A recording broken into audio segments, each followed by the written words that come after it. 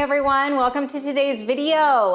As the weather's starting to cool down, we want a warmer breakfast in the morning, and oats are such a great way to start off our day. Oats are a wonderful whole grain that's rich in fiber, and fiber is something that's really important to help keep us satisfied and full and stabilize our blood sugar so that it helps keep us going. It's that slow burning fuel to get us through the morning and coming into lunchtime not being ravenous. So we're gonna make pumpkin pie oatmeal because it's fall and all good things pumpkin. So I'm gonna be showing you how we can make this. Today we're gonna make it in the pressure cooker. Pressure cookers are great appliances that I say set it and forget it. You don't have to stay in the kitchen and be watching it. This is a good recipe you could make on Sunday afternoon or Sunday evening when you're doing your meal prep for the week, and then just have your oatmeals ready to go. All right, so first up ingredient, we've got a half a cup of steel cut oats. So steel cut oats are going to be pretty much the first processing of the actual oat groat. All they've done is steel chop it. From there, the next version of oats would be our rolled oats, which are steam rolled.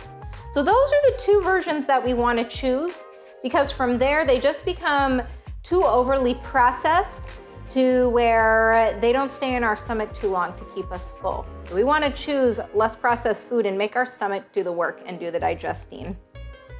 So obviously now we need some pumpkin puree. We're gonna be adding a half a cup here. And if you're making this for a family, you could double this recipe, triple this recipe. But now we're adding in some more fiber from our pumpkin and some vitamin A, some iron, vitamin C in here. So getting some good nutrition in to start off our day. Some pumpkin pie spice. So I'm gonna do a heaping teaspoon of some pumpkin pie spice. If you wanna add just a little bit of sweetness, if you're choosing a unsweetened milk, you can add about 1 to 2 tablespoons of a little bit of maple syrup. I'm just gonna add a generous teaspoon. There we go. So just that little bit there. We don't need much in here. But if you are using a vanilla sweetened soy milk or almond milk, I'd just skip the added sweetener there. I'm gonna have my assistant help me here. We're gonna use, our liquid is gonna be some soy milk. The soy milk's gonna make it nice and rich and creamy. So we're gonna add 2 cups of liquid. So 1, perfect, and 2, excellent. All right, that's it, very simple. So now let's put our lid on. A good tip to remember if you have an Instapot is we put it on at 11 o'clock, turn it to 12 o'clock to close it.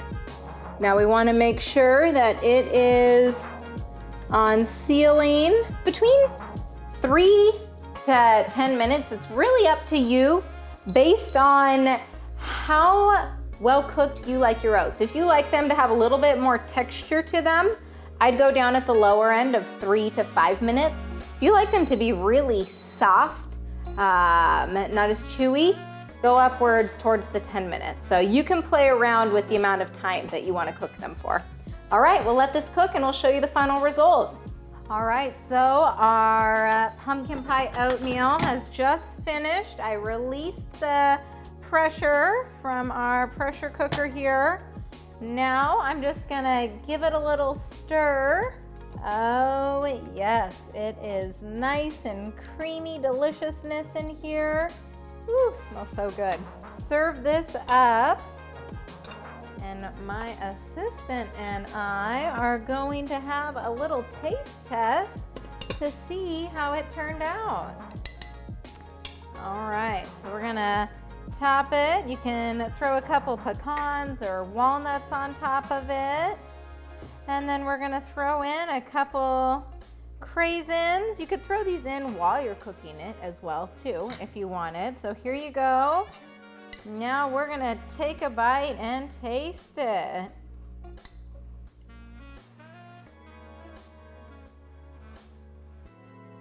Tastes like pumpkin pie. It's yummy. What do you think? Good? Awesome. All right, thanks for watching. We'll see you next time.